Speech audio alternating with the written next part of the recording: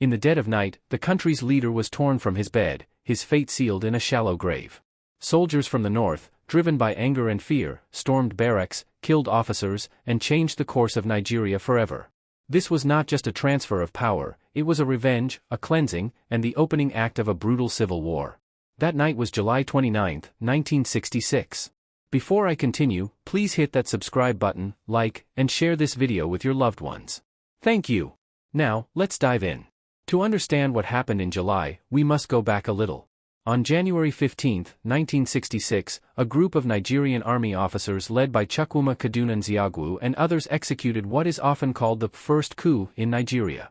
Many senior political leaders from the northern and western regions were assassinated.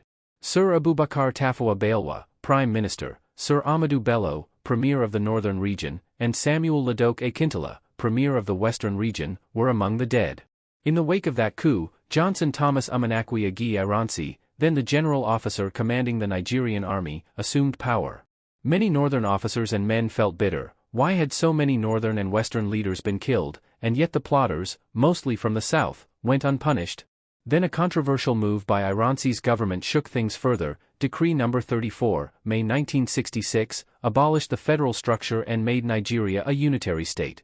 To northern politicians and officers, who already felt sidelined, this looked like a power grab by the South and particularly by Igbo officers. Ironsi was Igbo. Across barracks and garrisons in the north, resentment simmered. The casualties from the January coup were seen as ethnically one-sided. The promotions that followed looked biased. Some battalions, especially those in Ibadan and Abeokuta, with significant northern personnel, quietly began planning for revenge. So by the summer of 1966, the stage was set for a violent pushback. The plot and spark, late July 1966. In the days leading to the coup, tensions mounted. At the Abeokuta garrison, for instance, the commanding officer Lt-Col Gabriel Okunwise held a meeting of officers, July 28, which was misinterpreted by junior northern troops as a precursor to action against them. That very night the mutiny began. The plan was clear: target key southern officers, especially Igbo officers, and remove the leader, Aguiyi-Ironsi. It would be swift and comprehensive. Some of the principal plotters included Murtala Muhammad, Theophilus Dan Danjuma, Joseph Akahan, Martin Adamu, Lt-Col Isa Buker, Captains Joe Gubra, Ibrahim Taiwo, and even junior officers like Lieutenant Ibrahim Babangida.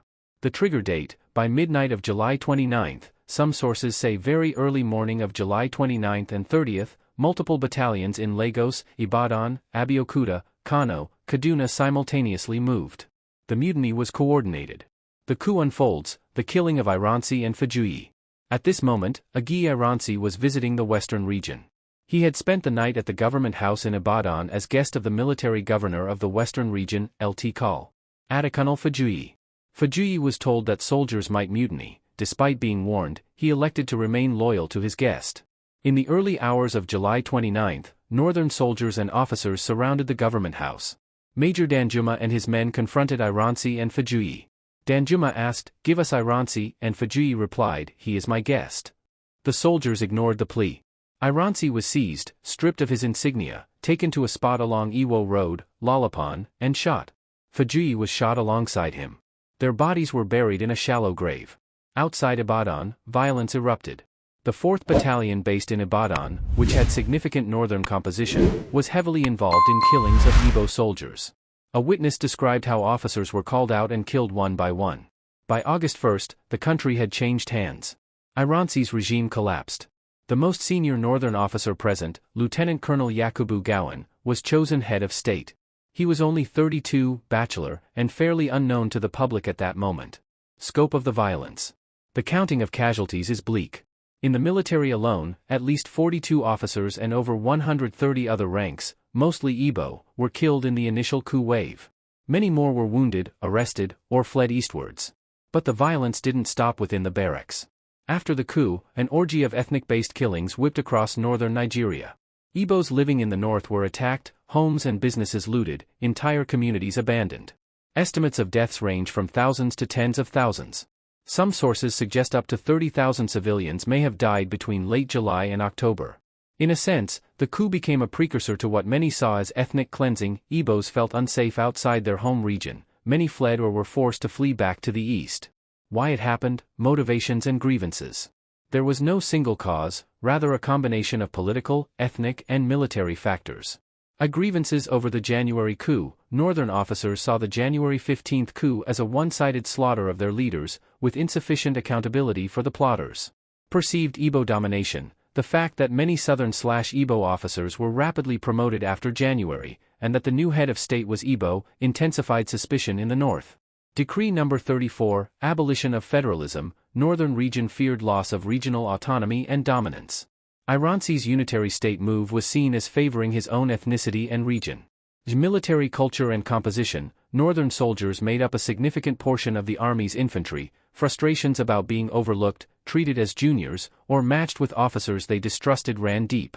Rumors of Igbo plot. Among Northern soldiers and politicians circulated rumors that the January coup was the first stage of an Igbo takeover of Nigeria's military and politics. That suspicion directly fed revenge thinking. Immediate aftermath, a new regime and escalating conflict. With Gowon installed as head of state, the counter-coup plotters had achieved their first goal: remove Ironsi, change leadership, assert Northern dominance. But the country faced enormous problems. Gowon immediately faced a crisis. The military was fractured, ethnic mistrust was at a peak, and the civilian population was deeply shaken. In his radio broadcast on September 29, 1966, Gowon lamented that Easterners in the North were being killed and molested and promised to stop the violence. But the damage had been done. Eastern Nigerian, Igbo, soldiers serving outside the East were dead, imprisoned or on the run. The Army's composition changed swiftly, many senior Igbo officers were gone, and Northern officers took over key Army roles. Politically, the Eastern region, under Lt-Col Chukwuemeka Odumegwu Ojukwu, became deeply distrustful of the federal government. Within months, secessionist sentiment grew. The road to the Nigerian Civil War was paved. Longer-term effects and significance. This counter-coup changed Nigeria's trajectory in several profound ways. 1. Ethnic dominance in the military. The North asserted control of the Army's chain of command, and from then on, most heads of state and chiefs of Army staff came from the North. The split that opened up in 1966 remained a structural feature for decades. 2. Civil War trigger. While the war did not begin immediately, the massacre of Igbos, the flight of Easterners, the distrust between regions all stemmed directly from the aftermath of July 1966. The Eastern region eventually declared independence as the Republic of Biafra, and war broke out. 3. End of Nigeria's First Republic. The civilian government that succeeded independence was gone. The July coup sealed the dominance of military rule and altered the relationship between center and regions. 4. Legacy of mistrust. The coup underscored how ethnic, regional, and military fault lines could combine explosively. For many Nigerians, July 29 became a date of dread. Its memory continues to affect Nigerian politics. The July 1966 counter-coup wasn't just a seizure of power. It was vengeance, fear, power play, and the collapse of unity. It showed how quickly a state can fall into disintegration when soldiers, politics, and ethnicity mix. The people killed, Ironsi, Fajuyi, the many officers and civilians, are names we must remember because their death changed Nigeria's course.